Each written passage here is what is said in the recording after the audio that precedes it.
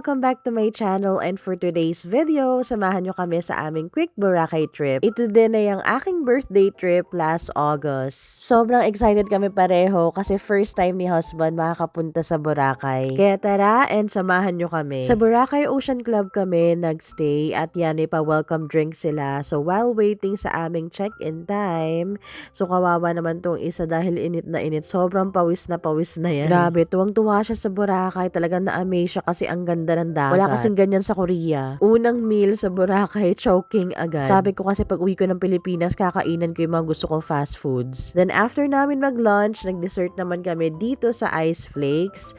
And sobrang sarap nito. Talagang marirecommend ko siya. Pag nagpunta kayo ng Boracay, itry nyo yan. After namin kumain, pabalik na kami sa hotel nung nakita namin to. So syempre, kailangan natin magpa-picture dito.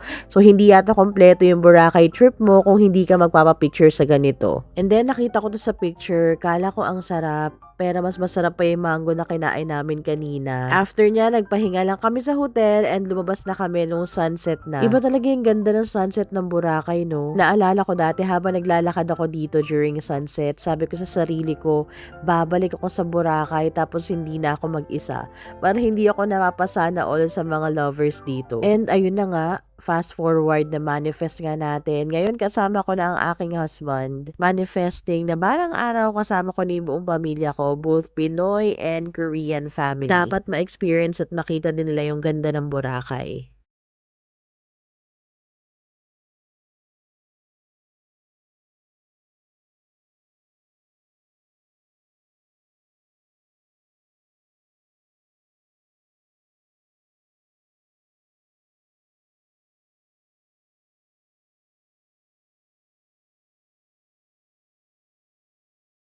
Napag-usapan namin na walang kakain ng Korean foods during our Pinas vacation, pero hindi nakatiis tong isa.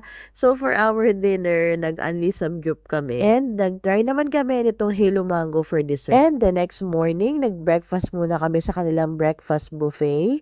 So madaming food selections and masasarap yung mga pagkain. Talagang sulit yung stay nyo dito sa Boracay Ocean Club. Talagang kahit saan yatang part nitong Boracay Beach, talagang napaka-instagrammable. Kahit saan pwede ka mag-take ng picture na sobrang ganda. No wonder kung bakit napakadaming turista dito at karamihan mga foreigners pa. At syempre, hindi naman kompleto ang Boracay trip kung hindi kami magpapabraid. Hindi ko kasi na-try yun last time na nagpunta ako dito sa Boracay. Kaya gusto ko din ma-experience and nakakaloka kasi hindi ko in-expect na, alam mo yon, hindi siya masakit nung ginagawa. Pero nung tapos na, ang kate na parang hinihila kasi yung anit mo.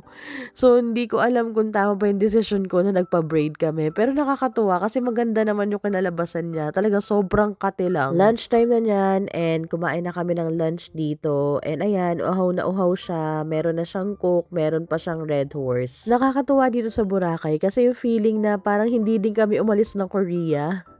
Kasi ang daming Korean. So, parang sa tingin ko, mga 60% yata ng mga turista dito, mga Koreans. Sobrang ganda kasi talaga ng Boracay, kaya talagang hindi mo sila masisisi nagpunta sila dito. Yung iba nga daw dito ay dito na nakatira. Cheers!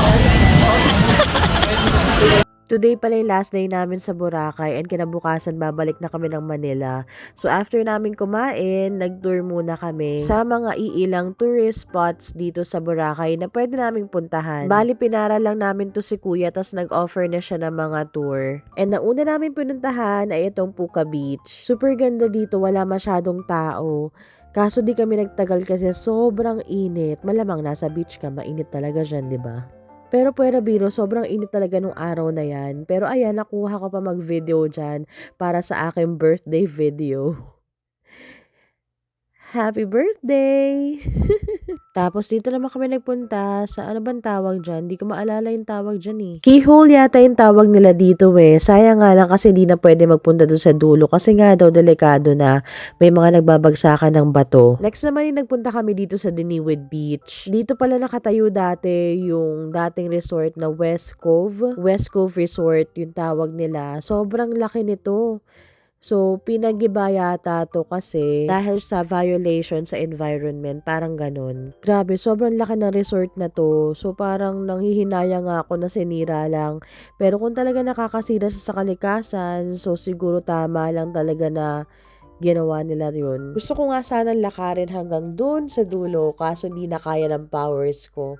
And anong oras na din. So, ayun, nagpicture na lang kami dito. Ang ganda din ng view dito. Then, dun naman kami sa kabilang part ng Diniwid Beach. Yung may ganito, may para siyang maliit na keyhole. Tapos may Mama Mary. So, dito kami nagpicture. So, may mga bata nagpicture dito na bibigyan mo lang sila ng tip kung magkano gusto mong bigay. Tapos sila na yung magpipicture sa'yo. So, ang ganda na makakuha dito. Tapos hanggang ngayon, hindi ko pa na-upload. Nakakatuwa yung mga bata kasi may instant photographer ka na. Ang galing nila mag-picture. Then, for our last stop, nagpunta kami dito sa Bulabog Beach. And nagpa-picture kami doon sa batang. Ang cute. May mga instructions siya like, Kuya, tingnan mo si ate. Ate, tingin ka kay kuya.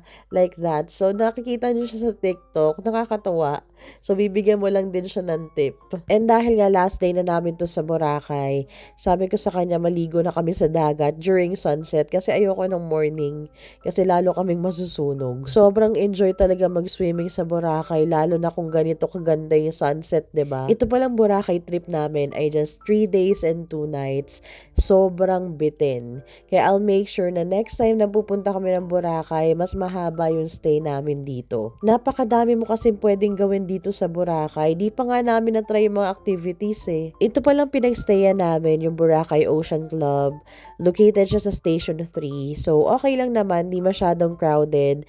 And ang ganda ng hotel na to. So, may swimming pool din sila doon sa pinakatuktok, sa pinakataas. Sobrang nakaka-enjoy dito. Tapos, meron pang bar dyan. So, kung gusto mong mag-inom, may mga tables doon. Pwede kang umupo at mag-chill. At isa sa mga pinaka-nagustuhan ko dito ay yung swimming pool nila sa baba kasi meron dyan pa bubble party. So nakakatuwa, parang may snow.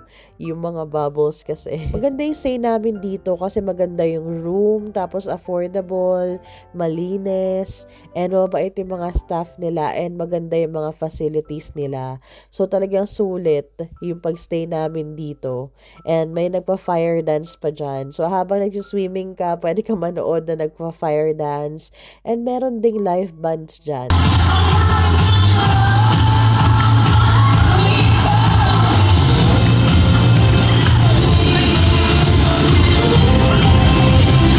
Kaya kung naghahanap ka ng hotel na mapagsasayan sa Boracay, I recommend talaga this Boracay Ocean Club. Thank you. Thank you po. Thank you po. Dito naman kami nag-dinner sa 8 by the beach. So, buffet siya and libre ako dahil birthday ko. Nagkataon pa na isa nasa CR nung kinantahan nila ako at binigyan nila ako ng cake. Wala tuloy akong taga-video. Sobrang sarap at sulit din ang pagkain nila dito. Lalo na yung lechon belly saka itong palabo. Then, the next day, bago kami pumunta sa airport, gumising kami ng maaga, nag-breakfast, and nagpunta kami dito sa may grotto. Sabi ko sa kanya, hindi tayo aalis ng Boracay nang hindi siya nakakapagdasal dito. So, nagpunta kami dyan, nag-pray at nagpasalamat. Then after nyan, nagpunta na kami sa airport and go back na sa Manila.